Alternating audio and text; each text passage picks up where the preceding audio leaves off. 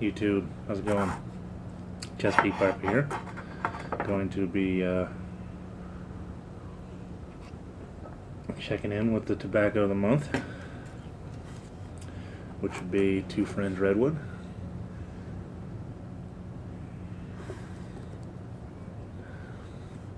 Seen a lot of people just pretty much assume everyone's seen these bunch of reviews already, and which is fine. I definitely understand. That's how I was going to go about it, but I saw so many videos doing that.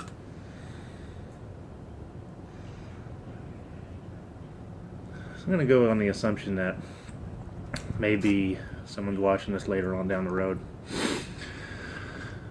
Alright, so Redwood is a mixture for Virginia lovers. Redwood combines sweet red and still red Virginia tobaccos and just enough perique to provide body and spice things up a bit. The flavor is rich and soothing and satisfying. Two hands, okay? And satisfying to those who treasure the natural, sweet taste of Virginia tobaccos. If you really feel like reading it, you could work that out yourselves, I guess. Cornell and Deal makes this. So,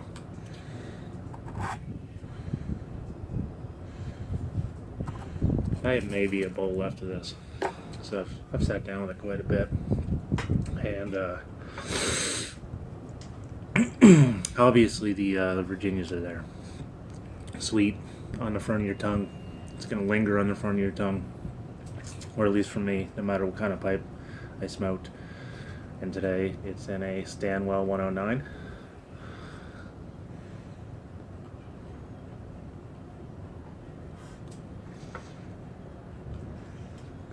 The perique is definitely there. That's where I'm under the assumption I was getting a lot of the nicotine hit from. I wouldn't say it's ridiculous, but it's definitely present, and you should be somewhat cognizant of it. Black coffee.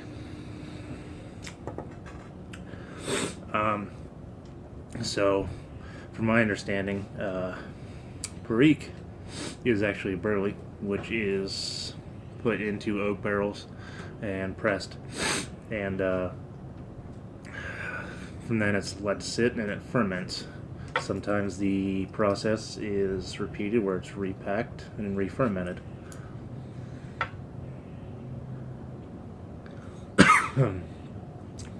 Oops. Well, get a lot of the spiciness. I actually taste a lot of that across the roof of my mouth, which I know it's ridiculous to say, but maybe because it lingers there and I scrape it, I don't know. But I'm just going to leave it at that. I kind of feel like it tastes off the roof of my mouth. What I am getting is, I mentioned the process, because I do taste a little bit of that burly nuttiness on the back end. And it kind of lingers a little bit, just like a burley does, for me. But let's not misinterpret that as I think there's burley in this blender. You know, not directly. It's definitely a spicy kind of nuttiness if you're going to put a nut to it. And I don't even really think it tastes much nutty. It's more that getting the reminiscence of the way it burns. So if you are into burley blends, you probably know that little bit of definitive feel that burleys have to them. And I'm getting that out of this.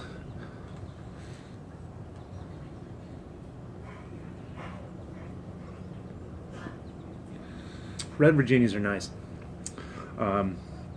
One thing that they do that I really seem to like is going to sound ridiculous probably, but it actually sweetens up your saliva a little bit. So as it's kind of, your saliva is lingering around your mouth, you kind of get a hanging out sweetness with it. And what I'm also pairing that with the kind of nuttiness on my tongue, it's actually kind of an enjoyable experience. So like when I'm done here, and as I don't burn it too hot at the bottom, I'm actually going to enjoy this smoke for probably a good hour or so afterwards until it's finally washed out of my mouth, which for me, you know, it lingers a bit. I don't know about you. I don't usually smoke and go brush my teeth and then rinse my mouth out with mouthwash. I mean, I do that every day, but not after every time I smoke.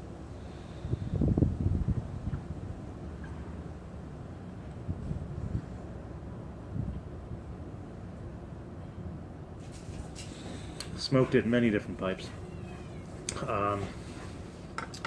I've went filtered, non-filtered. My filters though are, oh, I have some sitting around these, little 9mm jobbies.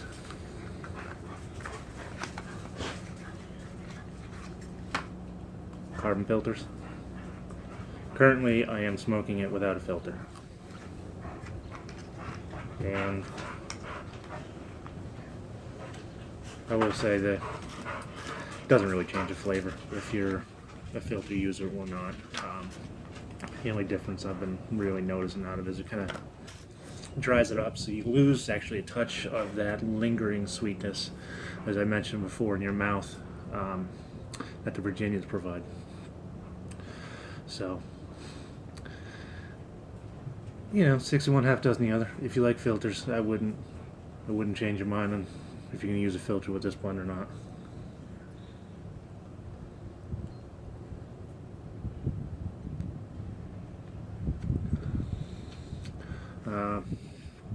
Dominantly an English blend smoker, so vapors are kind of new to me.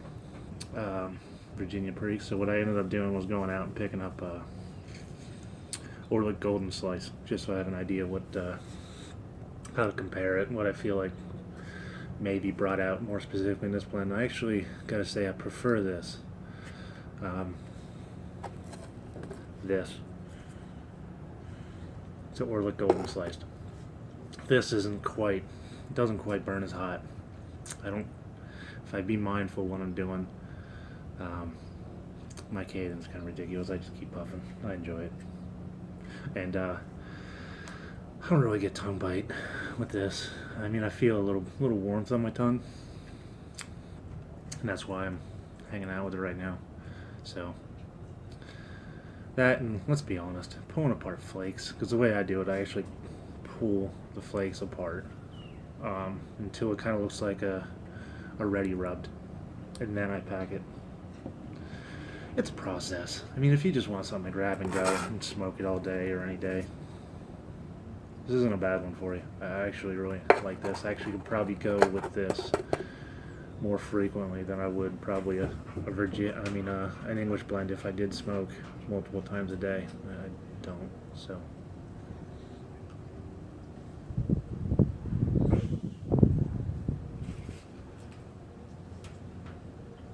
I do it to enjoy it, not because I need nicotine.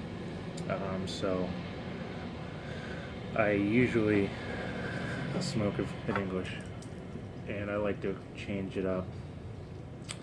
And looking forward to January's, because I tried that out already. I have some comments that I want to express, but save that for that video.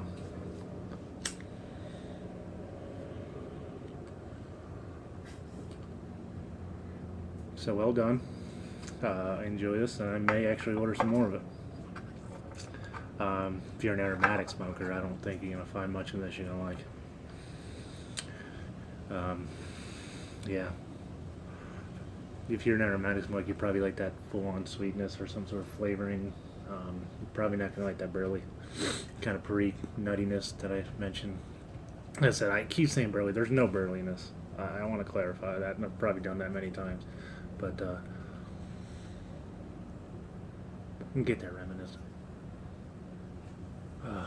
That was a good bit of Perique there. So what I did notice, a couple bowls, if you're not really paying attention and you don't fluff it up real good and kind of pick at it, you could get a little bit more Perique than in a spot than others. And it's not going to be easy for me to show you something about empty.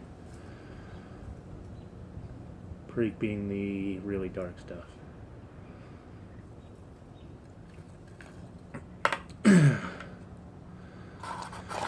But yeah, I packed a few bowls actually where I got a decent section of Perique in it, and that's really all I could taste for a while. It was interesting. So you might want to watch out for that. Fluff it up good. Maybe lay it on a plate, pull it, fluff it. Kind of be mindful. If that's going to bother you. If not, then go ahead and do it.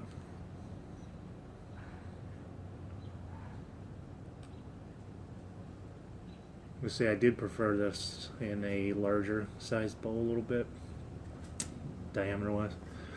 I think it spread out the tobacco a little bit better. I think when I was hitting heavy pockets of Perique, that's when I was using a small bowl.